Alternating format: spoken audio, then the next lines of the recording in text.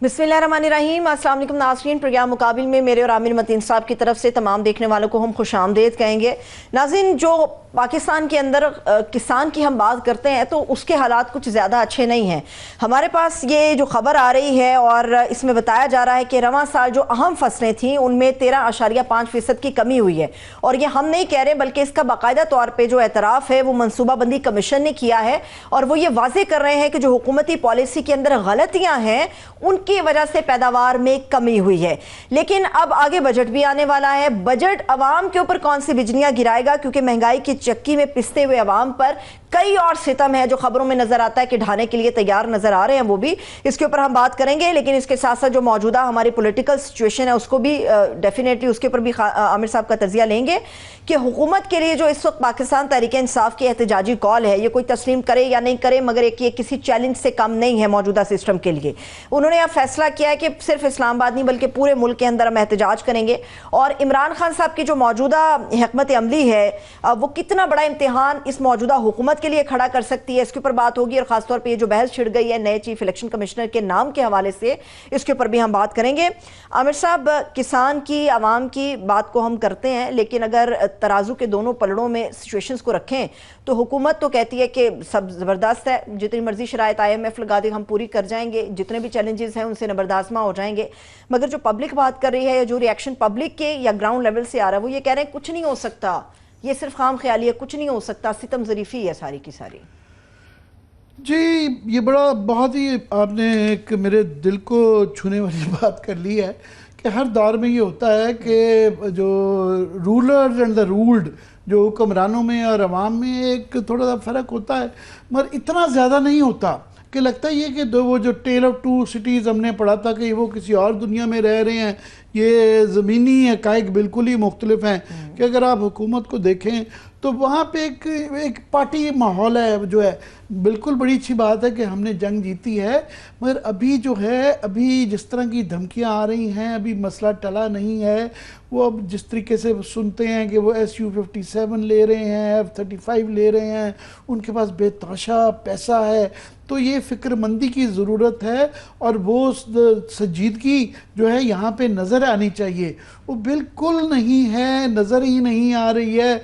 यहाँ एक किस्म का बहुत ज़्यादा बस पार्टी अब ख़त्म करें और इसके मसाइल के ऊपर गौर करें। सबसे ज़्यादा ये है कि ये बजट इसलिए भी अहम है कि इसके लिए हमें वसाइल खड़े करने हैं। हम 10 गुना बड़ा मुल्क है भारत, उसका मुकाबला कर रहे हैं, तो हमने बड़ा दिमाग लड़ा के सोच विचार करके इस महदूद वसाइल के अंदर से उनके लिए बजट के लिए दफाई मामलात अपने दुरुस्त करने हैं और ऐसे तरीके से करने हैं कि वो जो पहले ही तबके पिस गए हैं, जैसे कि तनख्वाहदार तबका है, वो आप 30 लाख रुपए वो ताजर दोस्ती स्कीम से नहीं निकाल सके, उनको जो है 400 अरब 500 अरब रुपए के आपने ठूक दिए हुए हैं।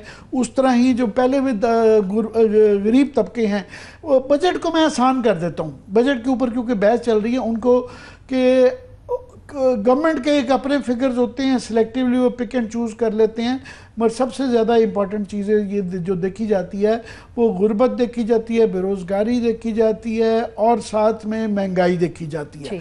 तो तीनों चीज़ों पे क्विकली कि जो बेरोज़गारी से और गुर्बत से दो चीज़ें हुई हैं कि एक इंडस्ट्री है, एक आपकी ज़राअत है।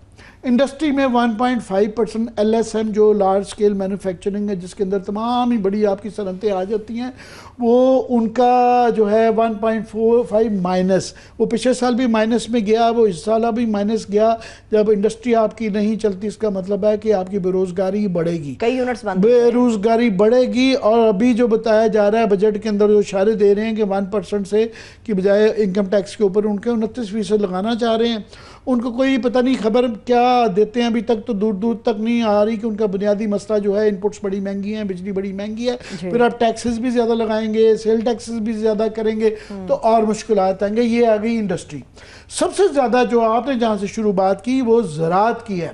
ये 2-3 साल से सिलसिला चल रहा है कि यहाँ पे जो लोग बैठे हुए हैं उनके दिल में एहसास नहीं है। एहसास की बात नहीं है, दिमाग भी नहीं है, अकल भी नहीं है कि ज़राअत जो है, बहरहाल पीटीआई ने जो अपने आखिरी साल के अंदर जो 6% ग्रोथ ली थी उनकी कम थी, बाद में इसलिए ले पाए थे कि उन्होंने एग्रीकल्चर के अंदर बहुत इन्वेस्ट किया था। उन्होंने सपोर्ट प्राइस जो सी 3900 3800 के करीब जो है जाके वो ज़राअत को सपोर्ट प्राइस थी। 1-2 साल के अंदर वो रिजल्ट देना शुरू कर रखा है, जब वो ये कहते हैं कि जी हमारा दिवालिया होने से बचा लिया मुल्क को। उस वक्त उन्होंने 6.5% ग्रोथ ली थी और वो ग्रोथ लार्जली सबसे ज़्यादा जो था वो ज़राअत से में निकली थी। तो ये कंसिस्टेंटली 3 साल से ज़राअत में जो किसानों का कीमा निकालते जाते हैं कि आपने उनको पहले वादा करके पिछले साल सपोर्ट प्राइस की कि 3900 का वादा करके उसके बाद उनको कीमत नहीं दी, वो बेचारे 1900, 2000, 2500 हज़ार रुपए पर मन के से गंदम बेचते रहे। अभी जो ये मेरे सामने फिगर्स पड़े हुए हैं इस वक्त जो ज़राअत की, 50 साल में कभी नहीं हुआ कि हम एक ज़राअती मुल्क हैं और 40% हमारी लेबर जो है वो ज़राअत से निकलती है, और 40-50 साल में नहीं हुआ कि पाँचों की पाँचों फसलें और हमारी वो नीचे जा रही हैं, ग्रेविट का शिकार हैं। ओवरऑल जो कंट्रैक्शन, जो कमी आई है ज़राअत के अंदर, जो हमारी क्रॉप्स के अंदर जो फसलों में, वो 13.5% है। अच्छा। और उसके अंदर जो कॉटन है, कॉटन के आपके जो है वो 30% है। 30%, मतलब ये आप देखें 5.5 मिलियन बेल पे आ गई है। ये $2-2.5 बिलियन तो हमें सिर्फ कॉटन की इंपोर्ट के चाहिए होंगे। उसके बाद जो मकई है वो 15% कम हुई है। शुगर केन जो गन्ना है 3.9%, 3.9। चावल जो पिछले साल हमें बचा गए थे वो 1.4% नीचे गए हैं, और गंदम जो है 9 के करीब है। ये मेरे सामने बेचारे किसान भाइयों के इश्तिहारात पड़े हुए हैं, वो तरले मिनतों पे आए हुए हैं, यार खुदा के लिए जो है हमें बेचारे मांग क्या रहे हैं? वो मांग ये रहे हैं कि जो है अगर आप इजाज़त दें आमिर साहब, चूंकि ज़राअत किसानों के हवाले से और इकोनॉमी और ख़ासतौर पे आपने पीटीआई का तज़किरा भी किया था, अपने मेहमान का तारुफ भी हम करा देते हैं। साबिक वज़ीर ख़जाना असद उमर साहब हमारे साथ मौजूद हैं। सर, आपके वक्त के लिए बेहद शुक्रिया। आमिर साहब, इन्हीं से आगे बढ़ते हैं। जी, मैं असद से ही दरख्वास्त कर लेता हूँ, क्योंकि ज़राअत का इनका ये भी वही दर्द महसूस करते रहे हैं, हमेशा इन्होंने बात की है। मैं ये जो ज़राअत के हवाले से मैं जिक्र कर रहा था अभी इनके सामने, किसानों बेचारों के जो है वो क्योंकि ऑर्गेनाइज्ड नहीं हैं, और वो इंडिया के किसानों की तरह वो मूसा वाला यहाँ कोई नहीं है और वो सड़कें नहीं बंद कर पाते हैं, उनको फॉर ग्रांटेड लिया जाता है। तो ये जो 2-3 साल से पॉलिसी चल रही है, बल्कि उससे भी शायद कई साल से जो है, लास्ट टाइम जो है मेरा ख्याल है कि 2022, 3 साल से तो पक्का वो कर लें। तो ये अभी भी जो है चल रहा है। ज़रा ज़राअत के सेक्टर का इस बजट से ज़रा मैं चाह रहा हूँ आप अपना तजिया पेश कर सकें। जी बिल्कुल आमिर, सबसे पहले तो ज़रा क्विकली ये देख लें कि ज़राअत जो है वो पाकिस्तान की मईशत के अंदर और पाकिस्तान की जो ओवरऑल मुल्क की जो है उसके अंदर अहमियत क्या रखती है और क्यों रखती है। एक तो अब आधी आबादी आपकी या बराह रास्त या इनडायरेक्टली जो है वो ज़राअत के साथ मुंसलिक है। पाकिस्तान में सबसे ज़्यादा रोज़गार मुहैया करने वाला शोबा ज़राअत है। लेकिन शायद एक चीज़ जिसका लोगों को नहीं पता, ये तो दोनों बातें ऐसी हैं जिसका लोगों को अंदाज़ा होता है, वो ये नहीं पता कि पाकिस्तान में जो बाकी मईशत की एक्टिविटीज़ होती हैं, चाहे वो सनत हो या वो होलसेल रिटेल ट्रेड हो, उसका कितना ज़्यादा ताल्लुक है ज़राअत से। ज़राअत की फसल जो है वो जब अच्छी होती हैं, जब फसलें हमारी अच्छी होती हैं, किसान को पैसा मिलता है, उससे सिर्फ ज़राअत की बेहतरी नहीं होती, वो पूरी मईशत में उसका, जिसको अंग्रेजी में कहते हैं ना रिपल इफेक्ट होता है, उसका असर जो है पूरी मईशत के अंदर नजर आता है। अब आप देख लें कि इस साल को अगर आप जायजा लें, बिल्कुल आपने सही तज्जिया किया कि पांचों बड़ी फसलें जो हैं उसके अंदर खसारा नजर आया। गंदम जो सबसे अहम फसल है, उधर तो जैसे आपने कहा कि तकरीबन आधी कीमत मिली है बनिस्बत जो पिछले साल मिली थी, और इनपुट कॉस्ट जो है उसमें बेतहाशा इजाफा हुआ है। इसका नतीजा देखिए सिर्फ ज़राअत के अंदर आपको नहीं नजर आ रहा, आज भी शरह सूद जो है वो तकरीबन आधी हो गई है। तो हमारी तो सनद में बड़ी तरक्की नजर आनी चाहिए थी ना, क्योंकि पिछला साल तो वैसे ही इंतहाई खराब साल था। उस पिछले साल की निस्बत भी इस साल के जो पहले 10 माह के अदाद शुमार आए हैं, जो बड़ी सनतें हैं, लार्ज स्केल मैन्युफैक्चरिंग जो है वो मनफी है। सिर्फ ये नहीं कि उसकी एक बहुत बड़ी वजह यह है कि जो ज़राअत के अंदर हुआ है। अगर आप ज़राअत को फैसिलिटेट नहीं करेंगे और अगर आप इजाजत दें, मैं मिसाल अपनी हुकूमत की दे दूं, तहरीक इंसाफ मैं बिल्कुल, आप आखिरी 2 साल देखें असद, आप बिल्कुल पिछले आखिरी 2 साल देखें हमारी हुकूमत के, तहरीक इंसाफ की हुकूमत के, उसके अंदर 6-6% जो है वो जीडीपी ग्रोथ हुई है। और जाकर देखें कि वहां पे ज़राअत में हो क्या रहा, वो बहुत बड़ा किरदार जो है वो हाई ग्रोथ रेट का जो है वो, क्योंकि ज़राअत में किसान को पैसा मिल रहा था, फसलें अच्छी हो रही थी और उस फसल का पैसा मिल रहा था किसान को, जिसकी वजह से आपने वो ग्रोथ रेट देखे। मैं बिल्कुल वही, मैं इब्तदाइये में भी ये कह रहा था, मियाँ नवाज शरीफ साहब जो है इस वक्त जंग के ख़तरात टले नहीं हैं, मुल्क अभी मुश्किल में है, वो ईद मनाने के लिए लंदन चले गए हैं।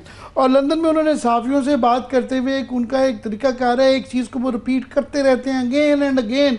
उन्होंने दोबारा वहाँ पे तकरीर फरमाई कि मेरे जो 4 साल थे वो एक जनरल नज़ीर थे, अगर वो 4 साल मुझे रहने दिया जाता तो वो जो है ना, पाकिस्तान आज जो है वो एशियन टाइगर, मोरलेस तासुर वो ये देते हैं कि दूध और शहद की नहरें बह रही थी। और दूसरा एक जो तवातर के साथ कहा जाता है कि जी हमने जो हुकूमत ये जो 2022 में संभाली, ये मुल्क को दिवालिया होने से बचा लिया। तो मैं ज़रा चाह रहा हूँ कि आप इस पर हमें ज़रा क्लैरिफाई करें कि ये कितना दुरुस्त है। जी बिल्कुल, आप सही कह रहे हैं। वो लगता है ऐसे ही है कि मियाँ साहब जो हैं वो 2017 में फंस गए हैं। 2017 में अच्छी चीज़ ये हुई कि मियाँ साहब जब वज़ीर आज़म के ओहदे से हटे, जो मेरे ख्याल में, मैं कभी भी सियासतदानों को इलेक्शन के अलावा किसी और तरीके से हटाया जाए, मेरे ख्याल में मुल्क के लिए बहुत अच्छी चीज़ नहीं होती। लेकिन जब वो हटे तो मुस्लिम लीग नून की हुकूमत थी, शाहिद खाकान अब्बासी उन्हीं की पार्टी के वज़ीर आज़म थे, मिफ्ताह इस्माइल उन्हीं की पार्टी की जो है वज़ीर ख़जाना थे। आप देखें आमिर, उन्होंने कितनी तेजी से जो माशी पॉलिसीज थी उनके अंदर तब्दीली लानी शुरू की, अपनी मुस्लिम लीग नून की गवर्नमेंट की। कुछ खराबी नजर आ रही थी उनको, इसलिए तो उन्होंने तब्दील की ना। एक्सचेंज रेट मैनेजमेंट जो सबसे बड़ी तबाही उस वक्त हुई, वो 4 साल जो आपने आर्टिफिशियली एक्सचेंज रेट को होल्ड करके रखा, नतीजा क्या हुआ कि जब हमारी हुकूमत आई, असद उमर वजीर खजाना बने, तो उससे पहले जो आखिरी 3 माह थे मुस्लिम लीग हुकूमत के 5 साल का इख्तिताम कैसे हुआ था। आखिरी 3 माह जो थे, हर महीने में $2.1 अरब का खसारा होता था। और मुस्लिम लीग नून की जब हुकूमत आई थी, उससे पहले पीपल्स पार्टी की हुकूमत थी, पूरे साल के अंदर $2 बिलियन से ज्यादा का खसारा था। मतलब वो जो एक साल में खसारा होता था वो महीने महीने हो रहा था और हर महीने हो रहा था। तो वो तो 2017 इतनी शहद की नदियां जो थी वो हो गई।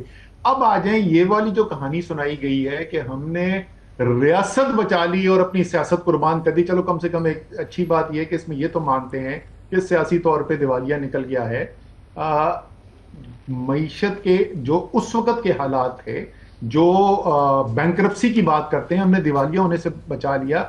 पहला दिन वजीर आजम शहबाज शरीफ का 2022 का उठा के देख लें, स्टेट बैंक ऑफ पाकिस्तान के ज़र मुबादला के ज़खायर उस दिन कितने थे, और आज 3 साल, 3.25 साल गुजरने के बाद, IMF का प्रोग्राम होने के बाद, इतनी बड़ी कामयाबी, जिसको ये डिक्लेयर करेंगे बहुत बड़ी कामयाबी हुई है, उसके बाद भी आज भी स्टेट बैंक के ज़खायर जो हैं हमारे ज़र मुबादला के, उससे कम है बनिस्बत जो शहबाज शरीफ पहले दिन वजीर आजम बने थे।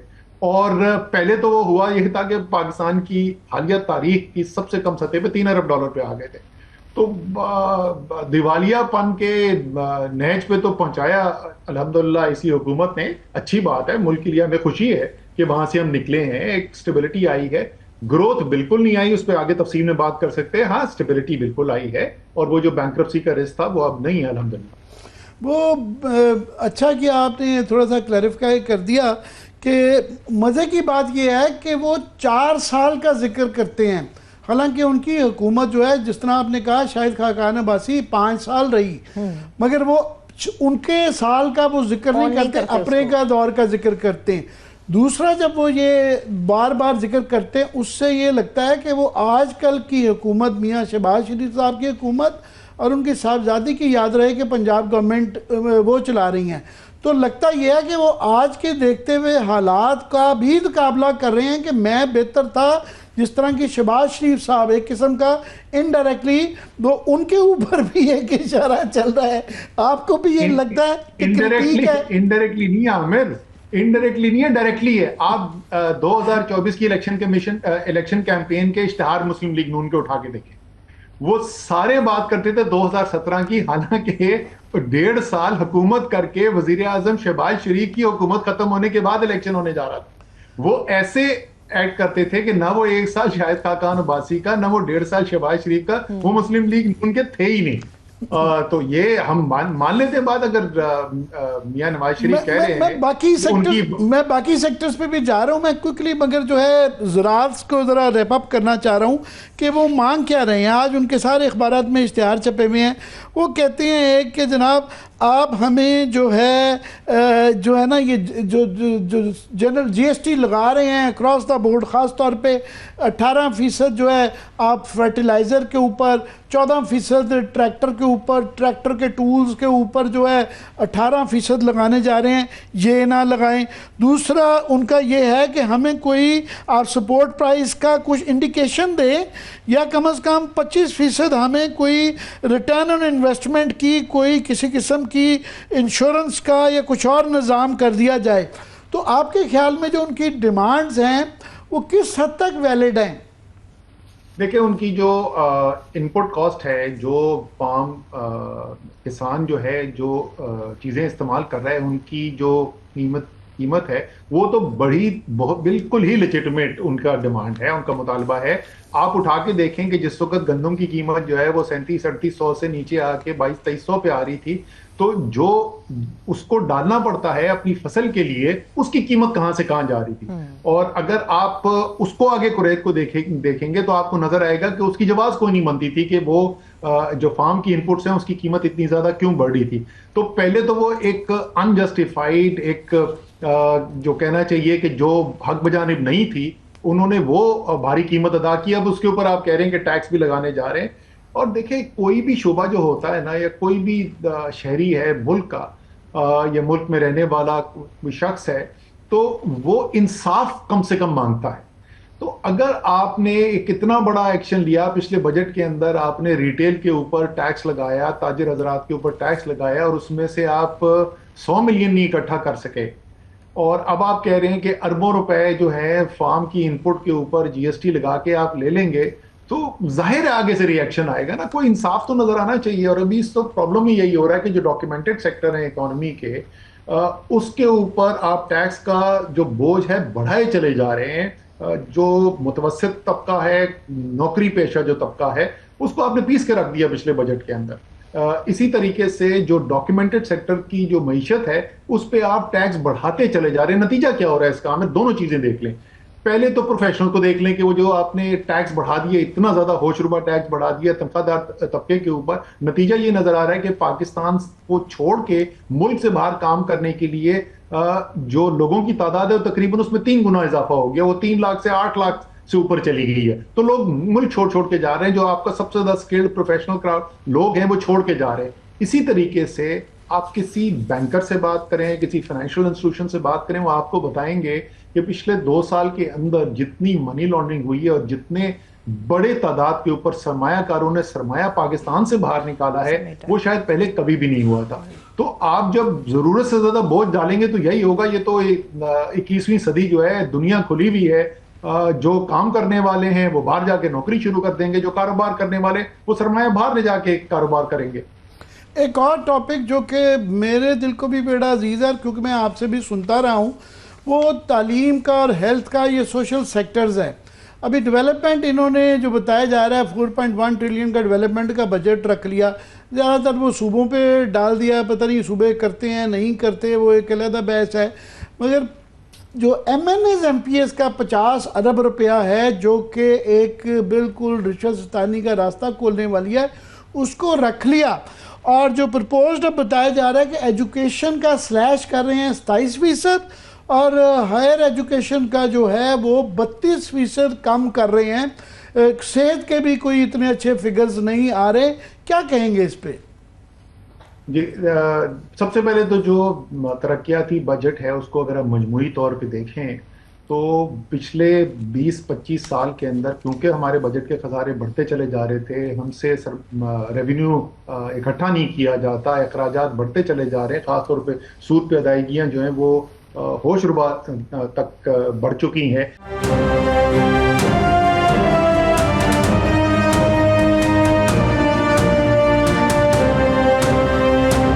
आप जो है अपने बजट का खसारे को कुछ ना कुछ कंट्रोल करने के लिए तरक्याती बजट में कमी करते चले गए हैं। आज से कोई 30 साल पहले वो मईशत के 7% के बराबर होता था, आज से 10 साल पहले वो 4.9% था और पिछले साल वो 2% पे आ गया।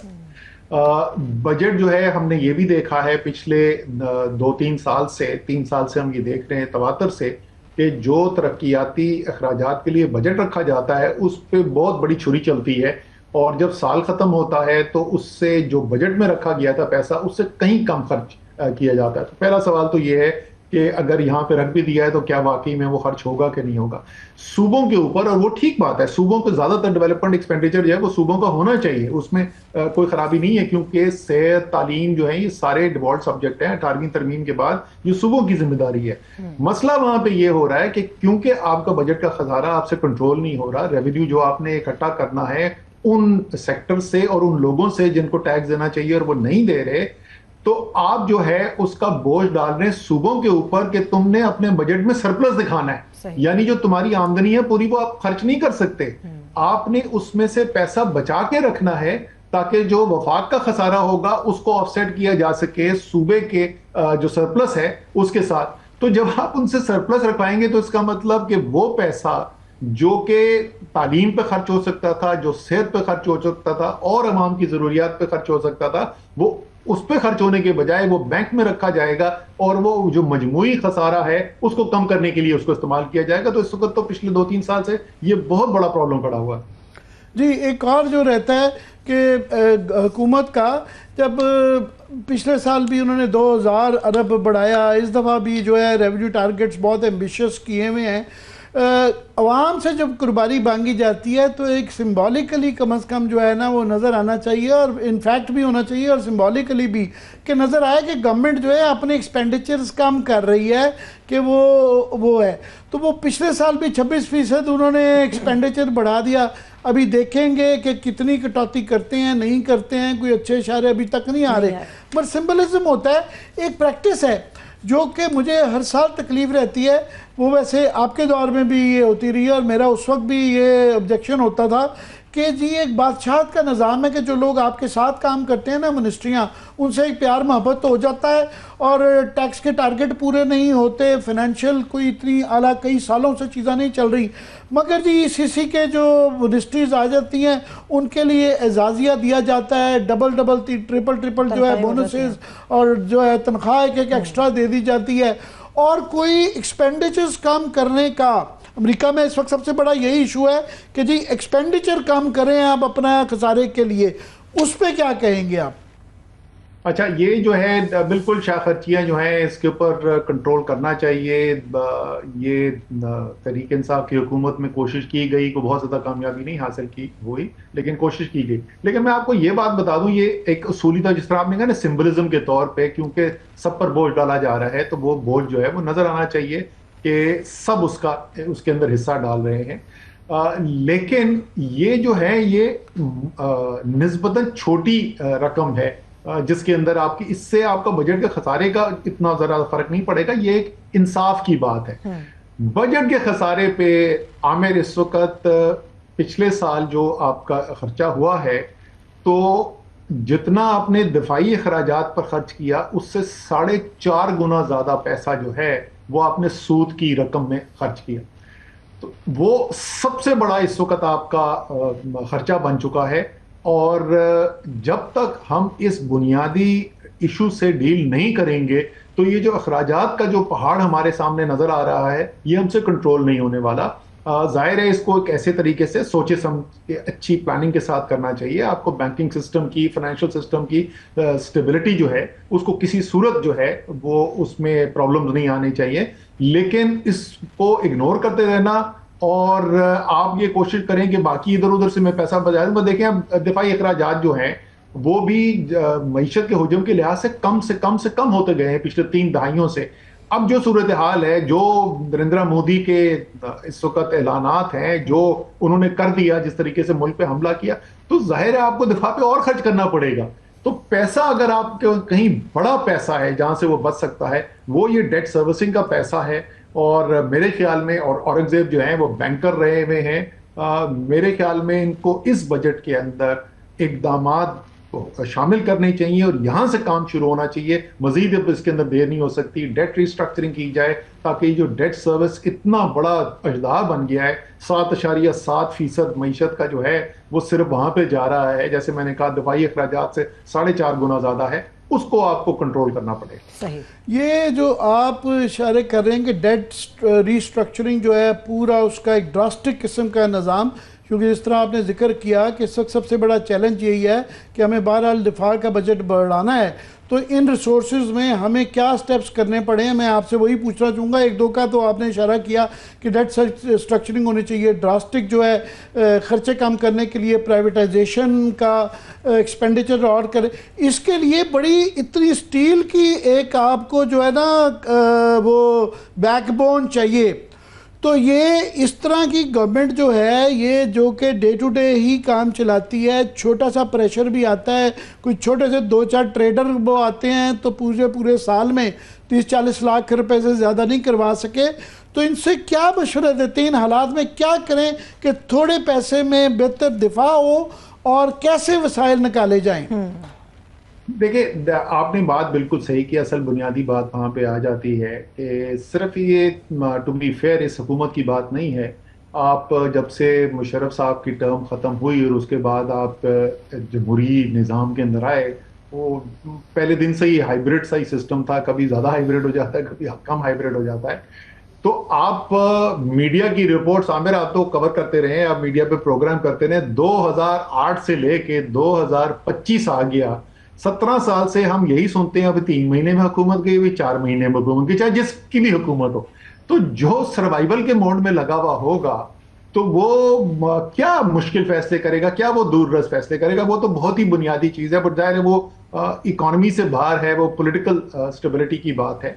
लेकिन यहाँ पर अगर आपने मुश्किल फैसले करने हैं और उनकी इन्फोर्समेंट के अंदर प्रॉब्लम होता है, तो मेरे ख्याल में देखें, वो कहते हैं SIFC जो है वो बाहर से इन्वेस्टमेंट लेके आएगी। मुझे नहीं पता कि SIFC जो है वो बाहर से कैसे इन्वेस्टमेंट लेके आएगी, लेकिन यहाँ पर तो उसका फायदा नजर आ सकता है ना कि आपके पास एक बैकबोन अवेलेबल है। जिस तरह आपने कहा, आपके पास बैकबोन अवेलेबल है, आपके पास जमीन के ऊपर मॉनिटरिंग इम्प्लीमेंटेशन का बड़ा जबरदस्त निजाम बन सकता है। जिस तरीके से मैं मिसाल देता हूँ, कोविड के अंदर जो था, हमारी जो सिविल मिलिट्री पार्टनरशिप जो थी NCOC के अंदर, उसके अंदर बड़ी स्ट्रेंथ थी, जो उसका मिलिट्री कंपोनेंट था उसकी भी, और उसके बगैर सक्सेस नहीं हो सकती थी। लेकिन आपने उसको सही चीज के लिए इस्तेमाल करना है ना, उस स्ट्रेंथ को, उस ताकत को एक सही काम के लिए इस्तेमाल करना है। मेरे ख्याल में तो ये अपॉर्चुनिटी है, इस वक्त हमें ये करना चाहिए, जो मुश्किल फैसले हैं वो हमें करने चाहिए, फौरी करने चाहिए। ये मुश्किल फैसले क्या होंगे? इस वक्त तो सबसे बड़ा मुश्किल फैसला ये है कि एक स्टेलमेट चल रही है कि ये अगर हमने बाहर जंग लड़नी है तो अंदर की जंग ख़त्म करनी पड़ेगी। तो बहरहाल मैं आपको ये, क्योंकि अभी हालांकि सियासत से दस्तबरदार हो चुके हैं, मगर बहरहाल पेशियाँ तो काट रहे हैं मेरा ख्याल, और पेशियाँ काफ़ी PTI के लीडरान से ज़्यादा काट रहे हैं, और जेल भी शायद आपकी ज़्यादा है। मगर इस वक्त एक चॉइस आ गई है कि PTI के लिए कि वो या तो वो माफ़ी मांग लें, या वो जिस तरह काम चल रहा है चुप करके वो इमरान खान को जेल में रह लें, या वो कोई मज़ामत करें। आपका क्या मशवरा है? देखिए, मेरी तो पहले दिन से बड़ी पब्लिक पोजीशन है, वेल नोन पोजीशन है कि मैं समझता हूँ कि मामला अगर हल होने तो मुज़ाकरात के जरिए होंगे। और आप मुज़ाहमत भी करते हैं तो मुज़ाहमत इसलिए करते हैं, अगर आप सियासी पार्टी, जो कि तहरीक इंसाफ है, तहरीक इंसाफ जो है वो कहती क्या है, वाकई में आइन पे यकीन रखती है, जमहूरियत में यकीन रखती है। तो तहरीक इंसाफ ने जो मुज़ाहमत करके लाखों बंदे लेके, ऐसा तो नहीं करना था एक दिन इस्लामाबाद आएंगे। मैं बार बार पूछता हूँ, उन्होंने कभी ये तो नहीं कहा ना कि हम इस्लामाबाद आएंगे, लाखों बंदों के साथ आएंगे, हम शारे दस्तूर के ऊपर इलेक्शन कमीशन से शुरू करेंगे और सुप्रीम कोर्ट और पार्लियामेंट और president house, prime minister house, सबको उलट के रख देंगे, हम पूरा निजाम उल्टा। वो ये तो नहीं कहते ना। तो अगर आप ये नहीं कहते, तो अगर आप लाखों बंदे ले भी आएंगे तो फिर किसी से बातचीत करके कोई फैसले होंगे ना। सो तहरीक इंसाफ के पॉइंट ऑफ व्यू से तो मैं ये पहले से बात करता रहा हूं, और उसके अंदर ये कहना कि हम दूसरी सियासी पार्टियों के साथ बात ही नहीं करेंगे वो भी दुरुस्त नहीं है। हाँ, इसमें कोई शक नहीं है कि इस वक्त की जो हुकूमत है, सियासी हुकूमत है। आज का अलीमा खान उनका ये बयान है कि जो हमारे से बातचीत जो है मुफाहमत की, कोई या तो प्लेट के अंदर कोई ऑफ़र होना, वो कह रहे हैं कि ऑफ़र ये है कि आप माफ़ी मांग लें और आप 9 मई की भी माफ़ी मांगें और खामोश रहें। आप खामोश भी रहें, सियासत से वर्चुअली दस्तबरदार हो जाएं। तो ऑफ़र तो ये है, लेकिन आमिर, इमरान खान को ये कहना कि आप सियासत ही छोड़ दें, तो फिर इसका मतलब कि कोई मुज़ाकरा, कोई मुफाहमत तो कोई हो नहीं रही ना। तो फिर तो आप कह रहे हैं हार मान जाओ और सियासत छोड़ दो। तो हुकूमत की तरफ से भी, और ये जिम्मेदारियां हमेशा हुकूमत के ऊपर होती है, निज़ाम चलाना हुकूमत की जिम्मेदारी होती है। अभी वो तहरीक की बातें हो रही है, अनसर्टनिटी की गैर यकीनी सूरत हाल बनती है, खबरें सारी दुनिया के अंदर जाएंगी, तो ये किसके इंटरेस्ट में? ज्यादा इंटरेस्ट में तो हुकूमत के होता है ना। हमेशा हम जो पार्लियामान में गए थे तो हमें पहले दिन ये सबक सिखाया गया था, भाई पार्लियामान में माहौल अच्छा रखना जो है ना हुकूमत की जिम्मेदारी होती है। तो इसी तरीके से जो मौजूदा सूरत हाल है, लीड हुकूमत को लेनी चाहिए और मानी खेज मुज़ाकरात करने चाहिए। जो हुकूमत हर चीज चाहती है कि उनकी मर्जी से हो, उस पर भी कोई फैसला नहीं हो सकता, मतलब कोई उसके ऊपर मुफाहमत नहीं हो सकती, और ना शायद जो सारी चीजें तरीके इंसाफ मानती है उसके ऊपर हो सकता है। कोई दरमियान का ही रास्ता निकालना पड़ेगा ना, जिससे पूरे निजाम के अंदर को बेहतरी हो, मुल्क के अंदर बेहतरी हो। और बहुत 3 साल बड़ा अरसा होता है, आगे बढ़ने की बात है। हुकूमत लीड ले इसके लेकिन अंदर। लेकिन असद उमर साहब, मौजूदा हालात की आपने बात की है, वो तो ये भी कह रहे हैं कि मौजूदा हालात में खान साहब का कॉल देना भी कोई मुनासिब कदम नहीं है। इस वक्त पाकिस्तान की बॉर्डर्स के ऊपर भी हमें टेंशन है और इंटरनली भी इस वक्त मामला कुछ साजगार नहीं है। ऐसे हालात में कॉल देने का मकसद यही है कि वो इंतशार चाहते हैं, ये मौकफ दिया जा रहा है इस तहरीक के ऐलान के बाद।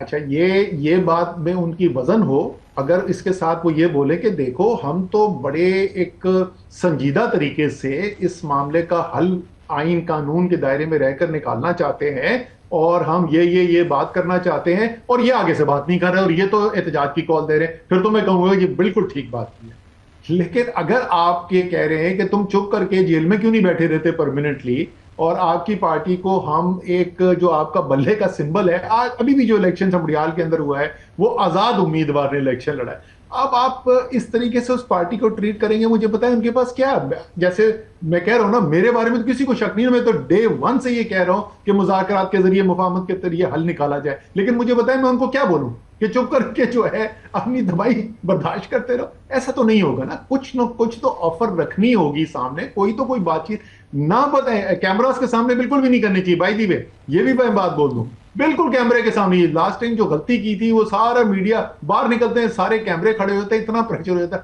खामोशी से बातचीत करें और कोई हल निकाले इसका, और ये मुझे मत कोई बताए कि इसका हल नहीं है। बिल्कुल अलग, अगर नहीं समझ में आ रहा है यार मुझे बुला ले, मैं आपको मुज़ाकरात ना होने की ये भी एक वजह है कि दोनों फरीकैन में से कोई भी एक कदम पीछे हटने को तैयार नहीं है, ये भी एक वजह कहा जा सकता है कि मुज़ाकरात नहीं हो रहे। हो सकता है कि दोनों तरफ से जो है वो लचक बिल्कुल ना दिखाई जा रही हो, लेकिन जैसे मैंने कहा ना कि इसके अंदर पहल करने की जिम्मेदारी जो है वो हुकूमत के पास होती है।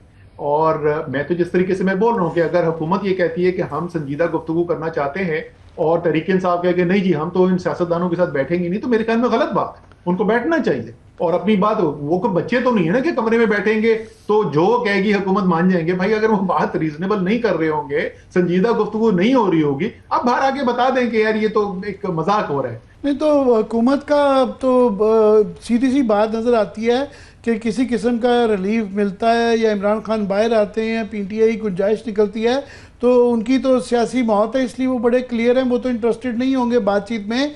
मगर उसका ये भी है कि इस वक्त हालात भी बड़े मुश्किल हैं, और वो कॉल जो इमरान खान की तरफ से अब आई है, जो अभी तक के जो बयान है कि जी वो पूरे पाकिस्तान में ये कर रहे हैं, अब ये एक दोनों तरफ से एक बहुत बड़ा एक गैम्बल ही मैं कह सकता हूँ कि है, हुकूमत के लिए भी और पीटीआई के लिए भी। आप कैसे देखते हैं?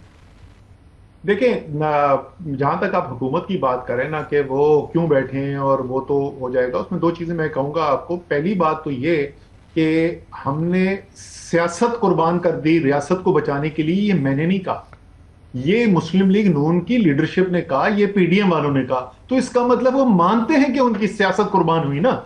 जो उन्होंने किया उसकी वजह से उनकी सियासी साख मजरूह हुई, सियासी तौर पे वो कमजोर हुए। तो वजह उनके पास है। मैं बार बार इस बात को पॉइंट आउट करता हूं कि देखें, शहबाज शरीफ, नवाज शरीफ जो है वो 73, 74, 75 साल के हो गए, उन्होंने अपनी सियासत कर ली है, वो मुस्तकबिल नहीं है। मुस्तकबिल कौन है पार्टी के? वो मरियम नवाज हैं, वो हमजा शहबाज शरीफ हैं। इन्होंने आगे 25-25, 30-30 साल सियासत करनी है। तो उनकी जो सोचने का तरीका होगा, उनका फैसला करने का जो मेयार होगा, वो एक मुख्तलिफ मेयार होगा। वक्ती तौर पे अगर आपको कुछ लगता भी है कोई नुकसान हो, तो उससे आपका दूररस फायदा होगा, नुकसान नहीं होगा। और दूसरी बात जो ये है कि अभी जिस तरीके से संभ्याल के बाद स्टेटमेंट्स आई, उन्होंने कहा कि जी अब तो सारी अवाम हमारे साथ खड़ी हो गई, तो आमिर अब तो मसला खत्म हो गया ना, तो सारी अवाम उनके साथ खड़ी है, तो फिर तो परेशानी की कोई बात ही नहीं। नहीं तो वो जो है, जिस तरह कैसा बड़ियाल का इलेक्शन कंट्रोवर्शियल रहा है ऐसे ही रहेगा।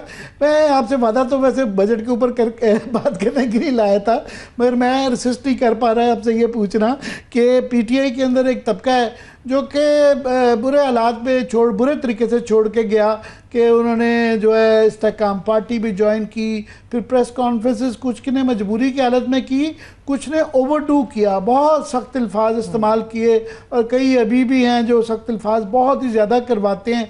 मगर वो उनमें से कई जो है पीटीआई के अभी नुमाइंदा भी बने हुए हैं। पीटीआई के सबसे बड़े वो जो पंजाबी में मामे कहा जाता है, वो मामे भी वही हैं। मगर एक तबका है जो आपके मुतालिक अभी भी नरम गोशा पीटीआई के अंदर रखता है। आपके क्या ये जो सियासत के दस्तबरदारी से आपने जो ऐलान किया हुआ है, इसमें कितनी गुंजाइश है? फैसला आपने करना है या इमरान खान ने करना है? अच्छा, ये मैं जो ना, मैं इंतजार कर रहा था कि ये सवाल कब आएगा। मैं मजाक करता हूँ कि मुझे लगता है कि पेमरा ने इंस्ट्रक्शन इशू की हुई है कि रस्ता तुम और टीवी प्रोग्राम पे आए तो ये सवाल पूछना जरूरी है। नहीं, ये फैसला मैंने करना है और मैं ये फैसला कर चुका हूँ। तो मैं तो नहीं हूँ, लेकिन हाँ, बाकी में जो सूरत हाल है वो एक गड़मासी में मचा हुआ है। और वो खुद ब खुद नहीं हो गया ना, वो किया गया है। जिस तरीके से पार्टी के ऊपर दबाव डाला गया, जिस तरीके से उसको तोड़ा गया, तो उसके नताइज आपको सामने नजर आ रहे हैं। लेकिन जो बात शायद नहीं समझ में आ रही वो ये है कि सियासी पार्टी वो की ताकत सिर्फ और सिर्फ एक होती है, और वो ये है कि उसके साथ अवाम है या नहीं है, और कौन पॉलिटिकल लीडर जो है वो साथ है, कौन सख्त बयान दे रहा है, कौन नरम बयान दे रहा है। वैसे कि इमरान खान को पैटर्न इन चीफ बनने की क्या जरूरत थी? अगर इस तरह आप कह रहे हैं कि सारी पार्टी उनकी है, क्या जरूरत क्या थी? मुझे बिल्कुल भी नहीं समझ में आई। मेरी किसी से बात हुई नहीं है, वरना मैं पूछूंगा जरूर। मुझे नहीं समझ में आई इमरान खान को कोई टाइटल की जरूरत है। सबको पता है पार्टी इमरान खान की है, तो उसमें टाइटल हो या ना हो उससे क्या फर्क पड़ता है? मुझे नहीं। एक असद उमर साहब, एक और भी मामला जिसकी समझ हमें भी नहीं आई। एक तो मूवमेंट के हवाले से इमरान खान साहब ने जो जिम्मेदारियां बांटी हैं, उस हवाले से ये सवाल मैं बता दूं इसलिए आपके सामने रख रही हूं क्योंकि पीटीआई की लीडरशिप में से कोई आता है तो उसके सामने सवाल रखें तो वो फिर गोलमोल करके जवाब देकर चले जाता है। चूंकि अब आप पीटीआई का हिस्सा नहीं है, इसलिए आपसे पूछ रही हैं जो जिम्मेदारियां बांटी हैं। गंडापुर साहब को बिल्कुल साइडलाइन खान साहब ने कर दिया, और उमर अयूब साहब को फ्रंट फुट पे ला दिया। सलमान अकम राजा साहब से कहा कि आपने इम्प्लीमेंटेशन करानी है, और जुनेद अकबर साहब जिनकी पूरी हवा थी इस वक्त कि मूवमेंट को वही लीड करेंगे, वही आगे बढ़ेंगे, उनका कोई दूर दूर तक जिक्र ही नहीं है, कोई तस्करा नहीं उनका। ये जिम्मेदारियां किस तरह से बांटी गई हैं, इसके ऊपर मैं आपका जवाब चाह रही हूँ। नहीं, देखे, उमर को जो है खान साहब जो है वो इस वक्त बहुत ट्रस्ट भी करते हैं और केपेबल आदमी है। ग्रास रूट सियासत भी उसने की हुई है, पढ़ा लिखा भी है, दलेर आदमी है।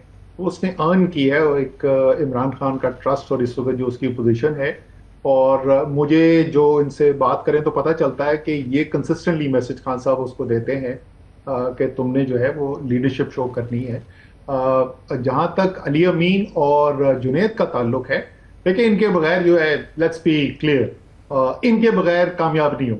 लोगों का सवाल ये है कि जी उसके बाद जो है जब डी चौक चले गए थे तो फिर उसके बाद क्या हुआ, वो एक मुख्तलिफ चीज है जिसके ऊपर एतराज है। कुर्सी की जुनेद, मैं सॉरी अगर मुकम्मल कर लूं, अगर आप जुनेद अकबर से भी बात करेंगे जो खैबर पख्तूनख्वा के सदर हैं, जिस वक्त उनको जिम्मेदारी लीड, जब खान साहब ने कहा कि वो लीड करेगा तहरीक को, आप जुनेद से पूछ लें कि क्या अगर अली अमीन की पूरी सपोर्ट ना हो पीछे, क्या आप कामयाबी से मोबिलाइज कर सकते हैं?